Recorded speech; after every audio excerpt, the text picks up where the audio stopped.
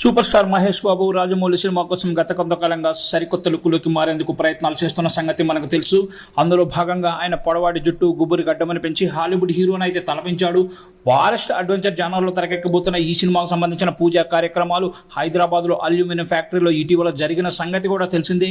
అయితే ఈ పూజా కార్యక్రమాలకు సంబంధించిన ఫోటోలు వీడియోలు జక్కన్న ఇంతవరకు బయటకు విడుదల చేయలేదు. కానీ మహేష్ బాబు లేటెస్ట్ లుక్ ఎలా ఉంటుందో అని ఫ్యాన్స్ అయితే ఈగర్గా వెయిట్ చేస్తున్నారు. రాజమౌళి కనీసం చిన్న ఫోటో కూడా విడుదల చేయకపోవడంతో ఫ్యాన్స్ నిరాశ అయితే వ్యక్తం చేస్తున్నారు.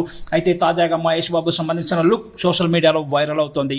ఈ ఫోటోలో పొడవాటి జుట్టుతో ఇంతకు ముందు ఎన్నడూ లేని మేక్ ఓవర్తో కనిపించి మహేష్ బాబు అందరినీ ఆశ్చర్యానికి గురిచేశాడు. ఈ యాడ్లో మహేష్ బాబుతో పాటు తమన్నా కూడా నటించింది.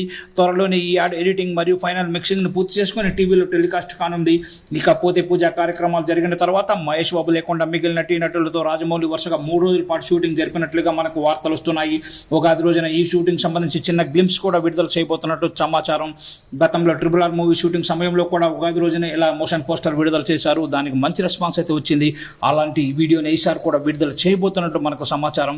ఇక ఈ సినిమాలో హీరోయిన్గా ప్రియాంక చోప్రా ఎంపికైనట్టు వార్తలు వస్తున్నాయి. విలన్గా ప్రముఖ మలయాళం స్టార్ హీరో పృథ్వీరాజ్ సుకుమారన్ ఎంపికయ్యారని కూడా మనకు సమాచారం వస్తుంది.